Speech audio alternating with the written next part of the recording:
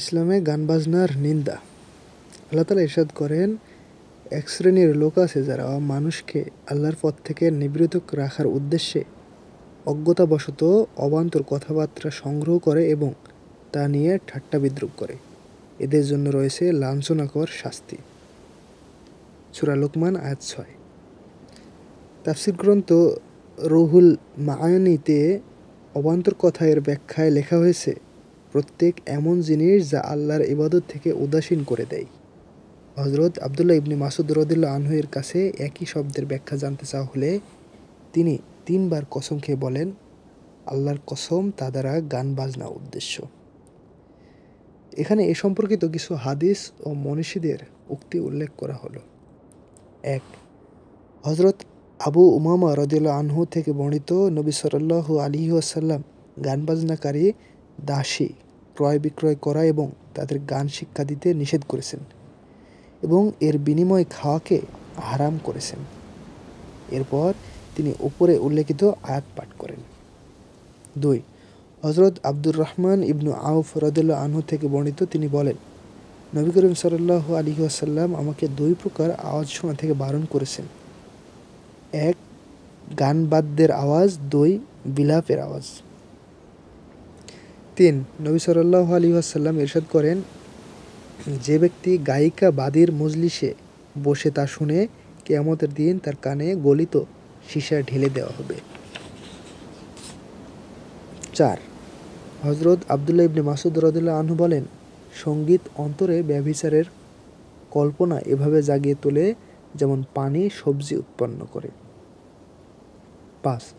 নবী করিম সাল্লাল্লাহু আলাইহি ওয়াসাল্লাম একবার রাখালের বাঁশির আওয়াজ শুনে সে দূরে চলে যাওয়া পর্যন্ত কানে আঙুল চেপে রাখেন। ৬. হযরত ফুজাইল ইবনে আয়াজ রাহিমাহুল্লাহ বলেন, গান বাজনা ব্যভিচারের মন্ত্র। হযরত দাহাক রাহিমাহুল্লাহ বলেন, গান বাজনা অন্তরকে নষ্ট করে এবং আল্লাহ তাআলাকে অসন্তুষ্ট করে। হযরত ইয়াজিদ ইবনে ওয়ালিদ রাহিমাহুল্লাহ বলেন, হে বনি উমাইয়া, তোমরা গানবাদ্য থেকে দূরে থাকো, কেননা গান কামোত্তেজনা জাগায়। ৭. এক বুজুর্গ বলতেন, অধীনস্থ নারীদের গানবাদ্য থেকে দূরে রাখো, কেননা গানবাদ্য ব্যভিচারের দিকে আহ্বানকারী। ৮.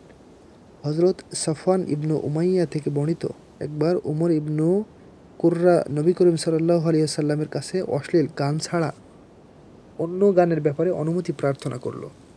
নবী সাল্লাল্লাহু আলাইহি ওয়াসাল্লাম বললেন, আমি তোমাকে কখনো এর অনুমতি দেব না।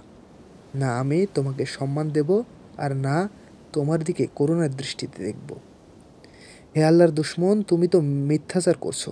আল্লাহ তোমাকে হালাল ও পবিত্র রিজিক দান করেছেন, কিন্তু তুমি হারামকে বেছে নিয়েছো। আমি যদি আরও আগেই তোমাকে বারণ করে দিতাম, তাহলে তুমি এর চেয়ে জঘন্যভাবে উপস্থিত হতে। যাও, তুমি আমার সামনে থেকে দূরে সরে যাও। আল্লাহ তাআলার দরবারে তওবা করো। মনে রেখো, তুমি যদি গান বাজনা করো, তাহলে আমি তোমাকে কঠিন সাজা দেব। তোমার চেহারা বিকৃতি করে দেব। তোমাকে তোমার ঘর থেকে বের করে দেব।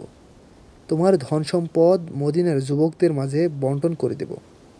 উমর ইবনু কুররা যখন পেরেশান হয়ে চলে গেল, তখন নবী সাল্লাল্লাহু আলাইহি ওয়াসাল্লাম বললেন, এ লোক গুনাহগার ও অবাধ্য। এর মতো আরও যারা আছে, তাদের মধ্যে যে কেউ তওবা করা ছাড়া মারা যাবে, আল্লাহ তাআলা তাকে উলঙ্গ করে হাসরের মাঠে উঠাবেন। তার গায়ে এক টুকরো কাপড়ও থাকবে না। সে যখন দাঁড়াতে যাবে, কাঁপতে কাঁপতে পড়ে যাবে। ৯. হযরত আনাস রাদিয়াল্লাহু আনহু থেকে বর্ণিত, নবী সাল্লাল্লাহু আলাইহি ওয়াসাল্লাম বলেছেন, শেষ জামানায় কিছু মানুষ বানর ও শূকরের আকৃতিতে রূপান্তরিত হবে। সাহাবায়ে কেরাম জিজ্ঞেস করলেন, হে আল্লাহর রাসূল, তারা কি আল্লাহর একত্ববাদ ও আপনার নবুয়তের সাক্ষী দেবে? নবী সাল্লাল্লাহু আলাইহি ওয়াসাল্লাম বললেন, নামাজ, রোজা, হজও পালন করবে। সাহাবায়ে কেরাম জিজ্ঞেস করলেন, তাদের এরূপ অবস্থা কেন হবে?